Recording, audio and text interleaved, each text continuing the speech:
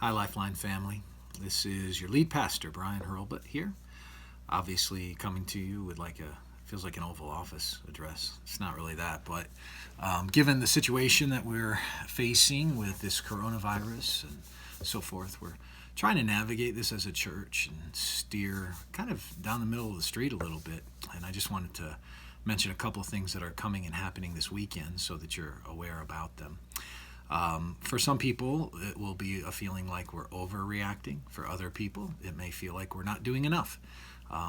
There's always going to be different sides and angles on things like this. We're going to do the best we can with the best information available, and put that into our theology and try to navigate this as church leadership the best we can. So I wanted to inform you of some things coming up this weekend, and also even some ways we need to respond in lieu of decisions that have been made within our state government. So some of you have seen that Governor Herbert put out a recommendation that is supposed to go into effect this coming Monday, the 16th, that gatherings would be limited to 100 people.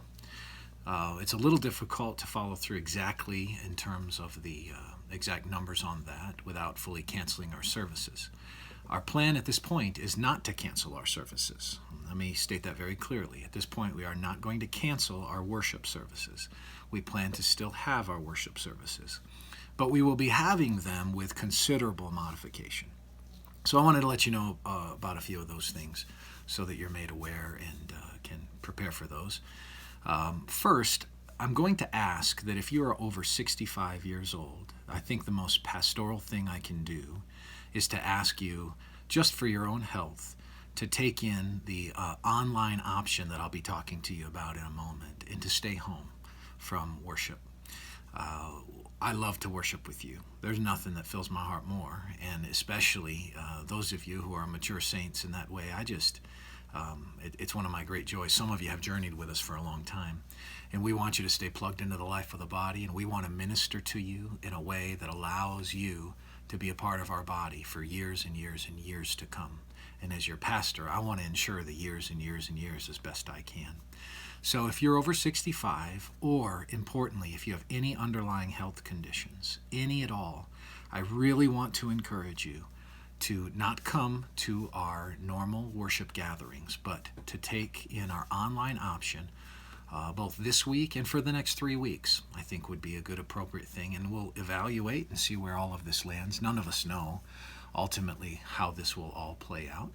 I don't think there is reason to panic. I think we have something that is a sickness that for many will be mild, but there are people who can be in compromised situations, and we want to honor the image of God in them and honor what it means to care for people adequately. And so out of love of neighbor and care and concern for you, we're asking you to prayerfully consider not coming.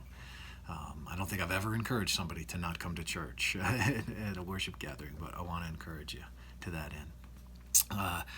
Along those lines, if you do come and you don't have underlying health conditions, you right now are not an older person in our body, I would encourage you to come. And if you come, we're going to have a sanitizing station when you come in. We're going to ask you to just put some sanitizing stuff on your hands, and just so that when you enter, some of those viral conditions, if there are any, can be removed. And we want to encourage good hand washing and appropriate spacing and things like that with people. So we're going to greet you. We're not going to hug you. We're not going to shake your hand, but we are going to welcome you, and we're committed to a good welcome at Lifeline. So we want you to come worship. We still have our 3 services, Saturday, 6:30 p.m., 2 of them on Sunday, 9 a.m. and 11 a.m. I do want to ask that if you don't have any kids, that you might consider coming to our Saturday p.m. service. This will be a help to us because we want to sort of stratify our services where we're not loading up and cresting to a high volume in one service over against another. And it'll help us there with mitigating against some of our gathering numbers. And so if you would consider coming Saturday p.m. at 6:30 for the next few weeks, just the next 3 or 4 weeks, that would be helpful to us. We would appreciate that very, very much. We will not be having, regrettably, any snacks or refreshments or coffee out the next couple of weeks. So if you, like me, need to get tanked in the morning, then you're going to have to pre-tank a little bit or bring something from your home, and we'll welcome you with that. So we just want you to think carefully. We're not trying to overreact in any way. We're not trying to underreact. Jesus made the point in the Gospels that in this world you'll have trouble, but take heart, I've overcome the world. I don't want to pretend like we might not be in a little bit of trouble. We may. Who knows? But the trouble is not over against the peace of Christ. God has granted us his peace in and through trouble, and we're thankful for that. The church is going to continue to minister to you. If you have any needs, we want to minister to you. Sometimes throughout church history, the greatest moments of the church have been when society is concerned, when health difficulties have arisen, when challenges within the social structure and civil structure have manifested. It's been the church's greatest hour, and we're committed to it being our church's greatest hour. I do and would ask you practically, we still will have bills to pay, and if you choose to stay home, then that's okay. Take in our online option, and but do consider continuing to give to Lifeline. You can give on our online page. And I mention that because in the midst of construction and other things, it is important at this point that the church continue to be solvent, and we just need your continued help in that and benevolence. And perhaps if you have you wanted to give an extraordinary way, we would this would be a good time for that. We'll need your help. So we're thankful for each of you. We're going to be recording our Saturday PM service. It'll be edited and up and available for Sunday morning intake. So that way you can take it in at your leisure, and you'll have the whole service, the worship music, and the sermon from Saturday night, and you can take that in. If there are any changes to what we're doing, we'll let you know.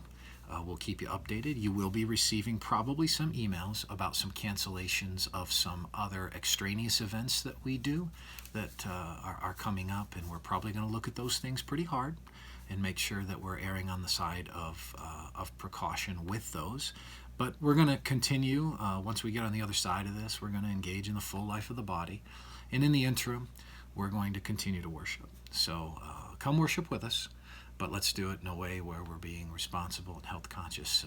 Love each of you dearly, and very thankful for your investment in our church, your church, Lifeline Community. Have a wonderful weekend.